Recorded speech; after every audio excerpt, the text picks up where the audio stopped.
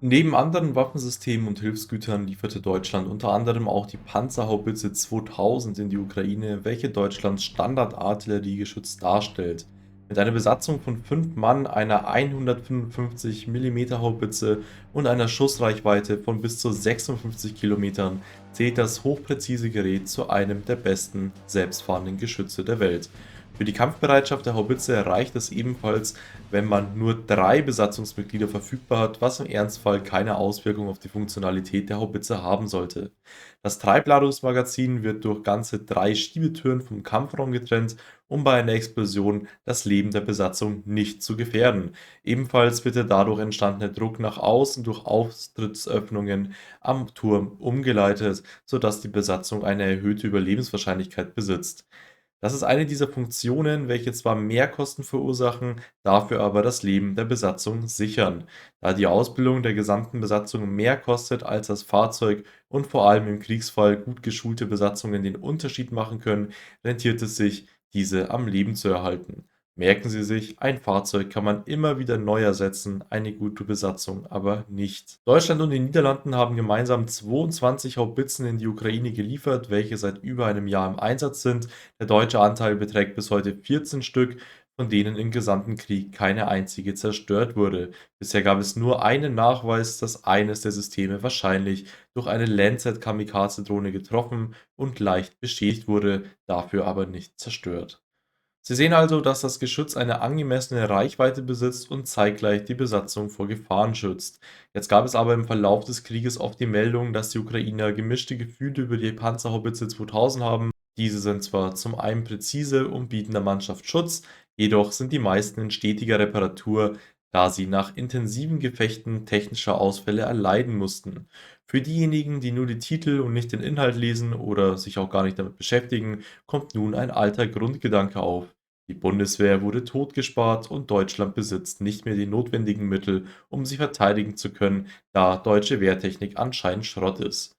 Das verbindet man natürlich schnell mit den Meldungen darüber, dass es mal wieder beim Bund an Ersatzteilen mangelt und an jeder Ecke wieder etwas fehlt. Dazu muss ich aber gleich etwas sagen. Die Panzerhaubitze ist in der Ukraine im ständigen Einsatz. Es sind bisher, wie gesagt, 14 deutsche und 8 niederländische Haubitzen in der Ukraine, welche auf einer Frontlänge von 1200 Kilometern, in der die russische Grenze mit einberechnet wurde, operieren. Das bedeutet im Endeffekt, dass bei einer gleichmäßigen Verteilung 54 Kilometer pro Haubitze abzudecken sind. Es ist aber so, dass nicht jede 54 Kilometer eine weitere Haubitze steht, sondern dass ein Teil in der Reserve liegt und nicht am Einsatz beteiligt ist und sich die anderen meist gruppenweise an einem anderen Standort befinden. Dieser Standort ist meistens in der Nähe der aktuellen Brennpunkte. Da die Front lang ist und die Mittel begrenzt sind, werden die Haubitzen oft von einem Gefecht abgezogen und mehrere Kilometer zu einem anderen Gefecht verlegt, in welchem sie dann wieder volle Leistung zeigen müssen. Manchmal geht das auch einige Tage so weiter und ein solches System ist aber nicht dafür ausgelegt, bei einem Wechsel der Brennpunkte ständig fahr- und kampfbereit zu sein, ohne Wartungen vornehmen zu müssen. Aus diesem Grund braucht es am besten noch eine Logistik- oder Wartungskompanie, welche durchgehend in Begleitung zu den Fahrzeugen ist und zudem noch über die benötigten Ersatzteile verfügt, die die Panzerhaubitze 2000 auch benötigt.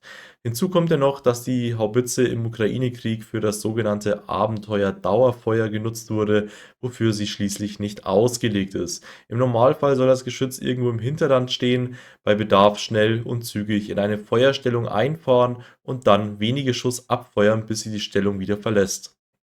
Mit wenige Schuss meine ich 3 Schuss in 10 Sekunden oder 10 Schuss in einer Minute, was auch den Herstellerangaben entspricht. Die Panzerhaubitze 2000 wurde für 100 Schuss über den gesamten Tag begrenzt und das zählt bei der Bundeswehr als hochintensiver Einsatz, der zu deutlichen Verschleißerscheinungen führt. Sie sehen also, dass das ein hochkomplexes Gerät ist, welches seine Leistung nur aufrechterhalten kann, wenn es auch einer intensiven Wartung unterliegt.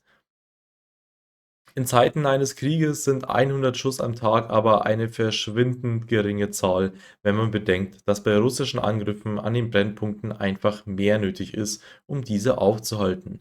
Lieber verschießt man 120 Schuss am Tag, verliert dafür aber keine wichtige Stellung an der Front, geht dabei aber das Risiko ein, dass die Haubitze längere Zeit nicht mehr funktionstüchtig ist. Vergessen Sie nicht, dass Sie sich in einem Krieg befinden und nicht mehr in einem Lehrgang, der unter optimalen Bedingungen stattfindet, weshalb es unrechtmäßig wäre zu behaupten, dass die Ukrainer nicht wissen würden, was sie mit den Geräten anfangen sollen. Sie kennen die Vor- und Nachteile der Haubitze und müssen in bestimmten Situationen auch einmal über die Maximalbelastung herausgehen. Schließlich würden Sie in einem intensiven Gefecht, bei dem es um Leben und Tod geht, auch nicht sagen, dass sie jetzt nicht mehr zurückfeuern, weil die Betriebsanleitung jetzt ein Wartungsintervall fordert. Ich hoffe, Sie konnten in diesem kurzen Video den Unmut über die Haubitze verlieren und verstehen, warum sich diese im Ukraine-Krieg oft in der Wartung befinden. Lassen Sie ein Abo da, wenn Ihnen der Kanal gefällt, und schauen Sie gerne das verlinkte Video zum Schicksal der 155. russischen Marine-Infanteriebrigade an oder sehen Sie sich gerne auch die verlinkten täglichen Lageberichte an.